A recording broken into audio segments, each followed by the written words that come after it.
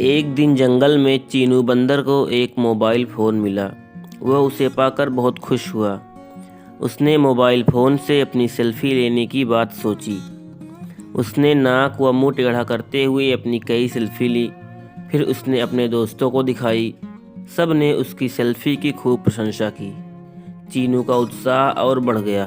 अब वो हर रोज़ जंगल के अलग अलग स्थानों पर निकल जाता और नए नए अंदाज में सेल्फ़ी लेने का प्रयास करता। उसके दोस्त उसकी सेल्फ़ी की खूब तारीफ़ करते, जिससे चीनू खुशी से फूल जाता।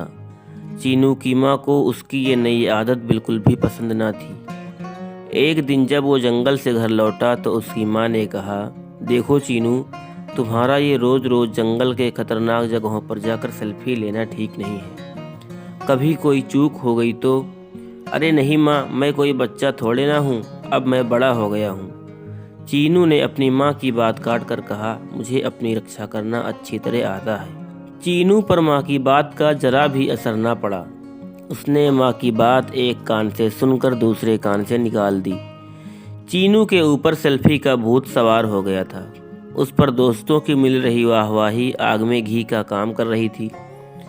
हर रोज़ एक से बढ़कर एक सेल्फ़ी लेना अब उसका शौक बन गया था।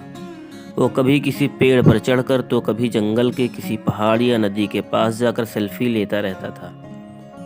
कभी कभी तो किसी हाथी या फिर जिराफ की पीठ पर सवार होकर भी सेल्फ़ी लेने लगता। धीरे धीरे उसकी सेल्फ़ी की लत लग गई। चीनू खुद को जंगल का सबसे बड़ा सेल्फ़ीबाज सिद्ध करने में लगा रहा। एक दिन चीनू ने जंगल के सबसे बड़े पेड़ की सबसे ऊंची डाल पर चढ़कर सेल्फ़ी लेने का प्लान किया। पेड़ की उस डाल से सारा जंगल चारों ओर दूर दूर तक दिखाई देता था। चीनू इस अनोखे दृश्य को अपनी सेल्फ़ी में लेने के लिए पेड़ पर चढ़ गया। पेड़ की सबसे ऊंची डाल पर पहुंचकर चीनू ने अपने आगे के एक पैर से मोबाइल को पकड़ा और दूसरे से पेड़ की डाल पकड़ी। उसके बाद डाल से हवा में लटकते हुए उसने सेल्फ़ी लेनी शुरू की। वो अलग अलग पोज में सेल्फ़ी लेने में खोया हुआ था कि चर्र चर्र की आवाज़ आई। पर चीनू का ध्यान आवाज़ की ओर नहीं गया। वो सेल्फ़ी लेने में पूरी तरह खोया रहा। उसी बीच फिर चर्र चर्र की एक जोर की आवाज़ आई और जिस डाल को पकड़कर चीनू सेल्फ़ी ले रहा था वो पेड़ से टूट गई। चीनू पेड़ की डाल पकड़े हुए अन्य डालों से टकराता हुआ ऊपर से नीचे धम्म से ज़मीन पर आ गिरा। ज़मीन पर गिरते ही वो ज़ोर से चीखा, आ मर गया। उसकी चीख सुनकर आसपास के जानवर दौड़कर उसके पास आए। सब ने देखा चीनू ज़मीन पर पड़ा दर्द से कराह रहा है।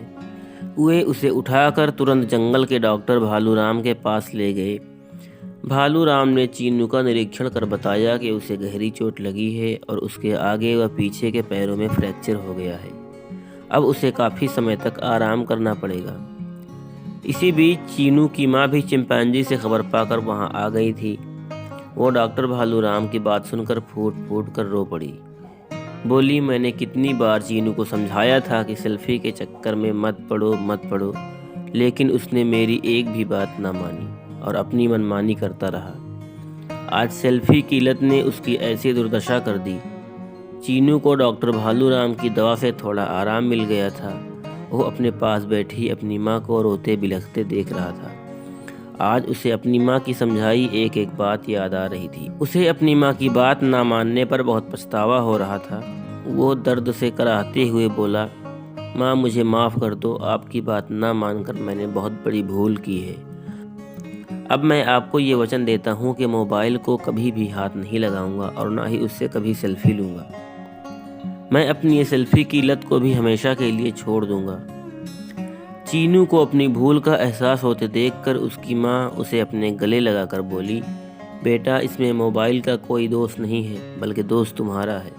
तुमने अपनी जान जोखिम में डालकर सेल्फ़ी ली थी, जिससे तुम्हारे साथ इतनी बड़ी दुर्घटना हुई।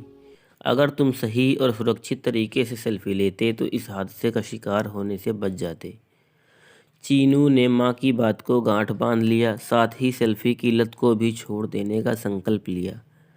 चीनू के पास खड़े उसके सभी दोस्तों ने भी इस घटना से सबक लेकर अब कभी भी अपनी जान जोखिम में डालकर सेल्फ़ी ना लेने का फैसला कर लिया।